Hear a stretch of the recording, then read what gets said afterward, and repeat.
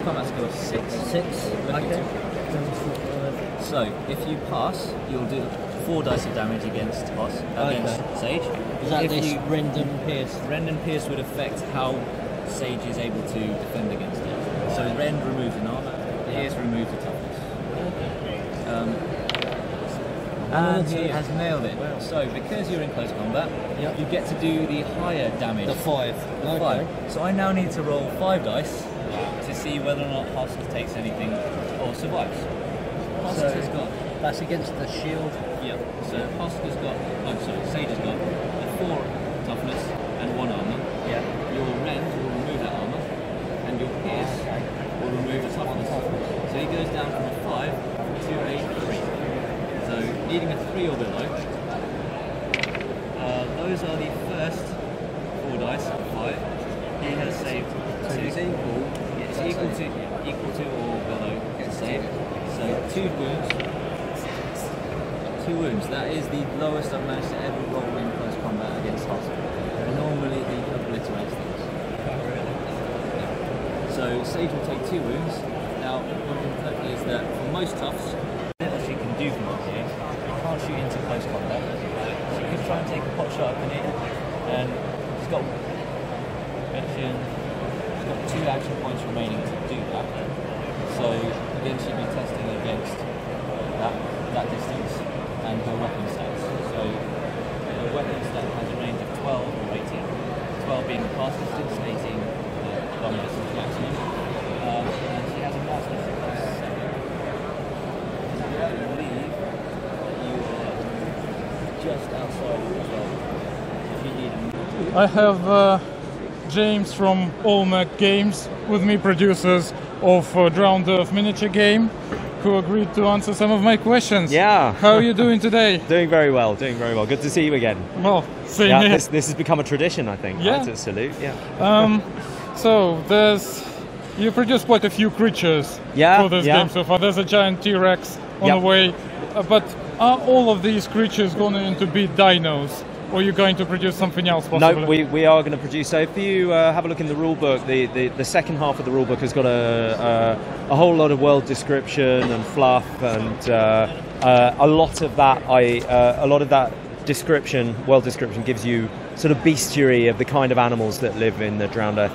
Insects? It's dinos and giant insects. Yeah. So we've already got a giant praying mantis, but in the future we'll see a few more and other kinds of reptiles. Just separate wild creatures like you do with dinos? Insects on their small bases. Yeah. I see what you mean. Yeah. You mean as a model that any faction can take. Yeah.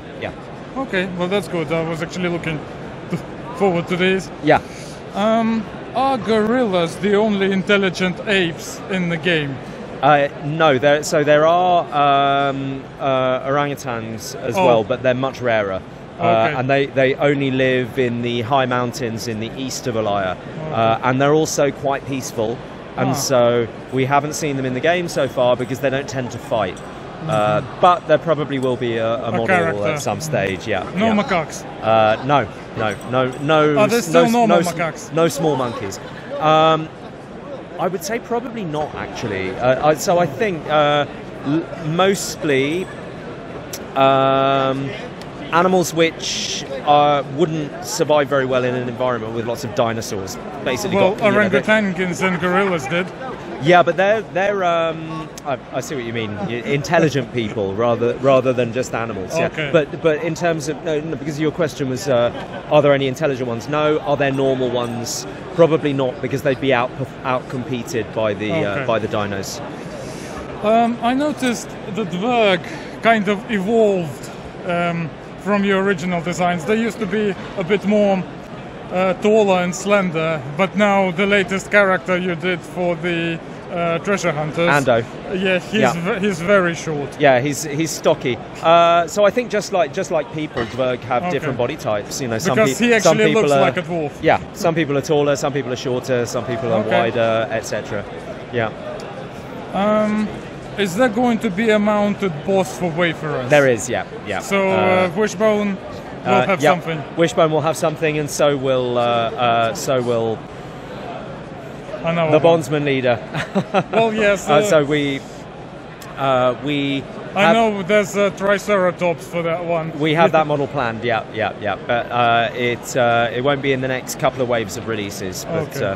hopefully next year we'll get that one out. I noticed there's a little pattern because you said there's a common species and rare species Yeah. of intelligent creatures. That's right. And in the beginning, I thought there was going to be like a lot of human-animal hybrids, but the in-house ones, there's only one, and that's the saurian, the lizards. Yeah. Saurians. Yeah.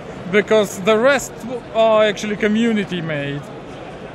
Oh yeah, you mean the wayfarers? Yeah. Because So- there's a saurian that's in-house, then there's dwerg, and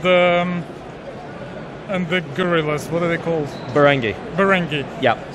So so there is in-house. You haven't actually produced any rare species, really. You mean other than the wayfarers? Well, wayfarers are community. Well, in the next wave there are going to be there's one, and in the wave after there's going to be one or two. Okay, that's good. Yeah. And speaking of waves, are you going to sort of make the schedule pick up a little? Because since last Salute, you only really produced one wave. Yeah, we hope to this year. It's as a small company, we're finding our feet. It's very difficult to predict what you can do and what you're able to do financially. Yeah. And so we would definitely wanted to release two towards the end of last year, but it just didn't happen. Okay. But What can we do as a have the next- community to maybe? promote the game. Right. So really, I think as a sort of one-man producer, really, I have lots of help, but ultimately the company is just me.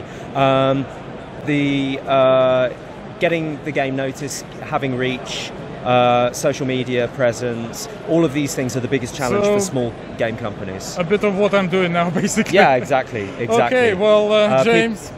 People sorry. could join the Wayfarers program, which is our ambassadors program, to give demos in their local shop or in their local club, and just sharing on social media, spreading links about the game in their online community groups. All of these things are extremely helpful. Okay, James, it was really nice to talk to you again. And you, thank you. Thank you very much.